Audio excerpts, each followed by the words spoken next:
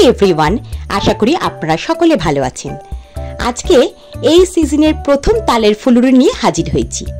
একটা মাঝারি সাইজের তাল নিয়েছি, 3টে আঁটি পেয়েছি। ওপরের খোলাটা এবং সাইডের কালো খোলাটা ভালো করে ছাড়িয়ে পরিষ্কার করে নিয়েছি। 3টে মাঝারি সাইজের আঁটি পেয়েছি। এরকম একটা চাঁচুনিতে, স্টিলের চাঁচুনিতে আমি ওই আঁটিগুলোকে ধরে ঘষবো, তাতেই কাইটা বেরিয়ে যাবে। এই যেমন পিছনে কাইটা বেরিয়ে যাবে। আগেকার দিনে আমরা দেখেছি যে যৌথ পরিবারে একটা চুবড়ি দেওয়া হতো, তার তলায় বিশাল একটা থালা দেওয়া হতো, আর 3-4 জন মিলে এই তালের আঁটি মেজা হতো। আমার মামার বাড়ি এবং আমার বাড়ি সবই যৌথ পরিবার ছিল। সেখানে কিন্তু সারা দুপুর মা, কাকিমা, দিদিমা, ঠাকুমা সবাই মিলে ওই চুবড়ির গোল করে বসে তালের আঁটি মেজে তার কাই বার করা হতো। এবং তখন তো একটা আধটা তালে হতো না, অনেক তাল মেজা হতো। যাই হোক, গল্প করতে করতে আমার তাল মেজে কাইটা বেরিয়ে গেছে। মোটামুটি মেজারমেন্ট কাপের 1.5 কাপ মতন আমার তালের কাত বেরিয়েছে। আর নিয়ে নিচ্ছি আখের গুড়। এখানে তালটা বেশি মিষ্টি ছিল না বলে 6 টেবিল স্পুন আখের গুড় নিয়েছি।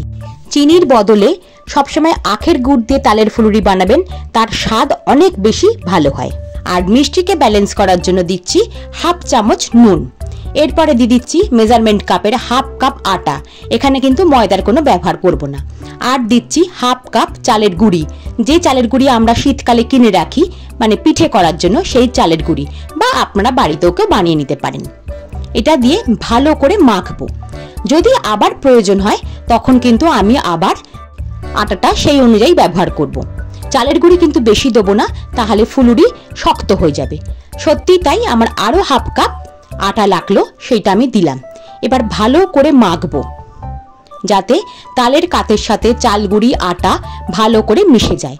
এই তাল ফুলুরিতে অনেকেই হয়তো নারকেল ব্যবহার করেন, কিন্তু আমার শ্বশুর বাড়িতে নারকেলের সঙ্গে তাল দিলে কেউ খেতে চায় না, সেই জন্য আমি তালের কাত দিয়ে শুধু ফুলুরিটা করব। আর দেব 2 টেবিল স্পুন সুজি।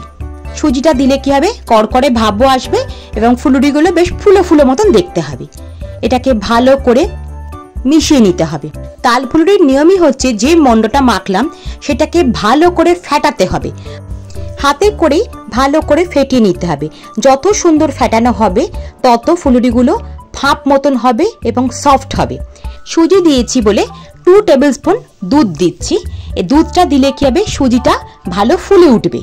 তাল ফুলুরির যে মন্ডটা বানিয়েছি সেটা তো খুব পাতলা নয়, সেই জন্য সুজিটা ফুলতে পারবে না, ফুললেও টাইট হয়ে যাবে। সেই জন্য 2 টেবিল স্পুন দুধ ব্যবহার করলে ফুলুরির মাখার মন্ডটা খুব ভালো হবে। এবং আমি যেভাবে ফেটিয়ে নিলাম হাতে করে, এরকম ভাবে ফেটিয়ে নিতে হবে। ডালের যেমন বড়া করি ঠিক সেই রকমই তালের মন্ডটা তৈরি হবে। সর্ষের তেলে আমি ফুলুরিগুলো বানাবো। সর্ষের তেলেই তাল ফুলুরি সব থেকে ভালো হয়। তেলটা গরম হয়ে গেছে, যখন তেলটা বেশ গনগনে হয়ে যাবে সেখান থেকে 1 চামচ তেল ওই তাল ফুলুরির মন্ডর মধ্যে নিয়ে আবারও ফেটিয়ে নিতে হবে। তেল প্রচন্ড গরম করে নিতে হবে, কিন্তু তারপরেই ফ্লেমটাকে লো করে দিয়ে ফুলুরিগুলো আস্তে আস্তে ছেড়ে দিতে হবে। একসঙ্গে অনেক ফুলুরি ছাড়া যাবে না, কারণ তাহলে একটার সাথে একটা লেগে গেলে তাল ফুলুরি ভালো হবে না। সেজন্য তেল অনুযায়ী, কড়াই অনুযায়ী তাল ফুলুরি ছাড়তে হবে। এবং ছাড়ার পর একটা সাঁড়াশি নিয়ে কড়াইটাকে ধরে একটু ঘুরিয়ে নিতে হবে। তাহলে কি হবে, ফুলুরিগুলো প্রত্যেকটা গোল গোল হবে। এখন বোঝা যাবে না, ফুলুরিগুলো তোলার পর বোঝা যাবে গোল হয়েছে কিনা। এবার কিছুক্ষণ হওয়ার পর খুন্তি দিয়ে আস্তে আস্তে উল্টে দিতে হবে, তা না হলে ভেঙে যাওয়ার প্রবণতা থেকে যাবে। এটা কিন্তু তাড়াহুড়ো করে কাজটা কখনোই করা যাবে না। লো ফ্লেমে আস্তে আস্তে ফুলুরিগুলো ভাজা হবে এবং ধীরে হাতেই খুন্তি দিয়ে উল্টে উল্টে লাল করে ভাজতে হবে। মোটামুটি আমার তাল ফুলুরি এই ব্যাচটা ভাজা হয়ে এসেছে। এবার আমি ছাঁচা দিয়ে তেলটা ঝরিয়ে ঝরিয়ে তুলে নেব। যে পাত্রে তাল ফুলুরি তুলবেন সে পাত্রে অতি অবশ্যই টিস্যু পেপার দিয়ে তার উপরে তাল ফুলুরিগুলো দিলে কি হবে, এক্সট্রা তেলটা টিস্যুটা টেনে নেবে।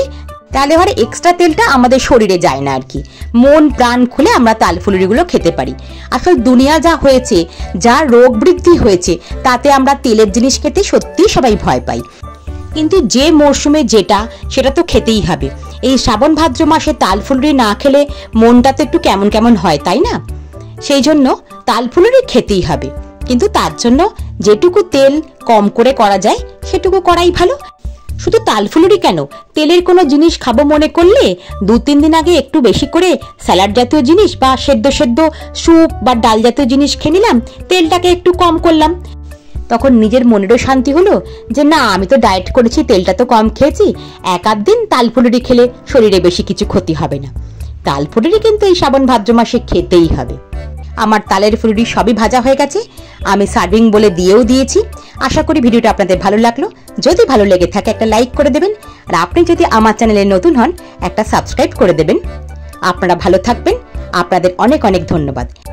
আমি খোসবাড়ি পরম্পরার চৈতালি, আজ তবে আসি, আবার দেখা হবে নতুন কোনো ভিডিওতে।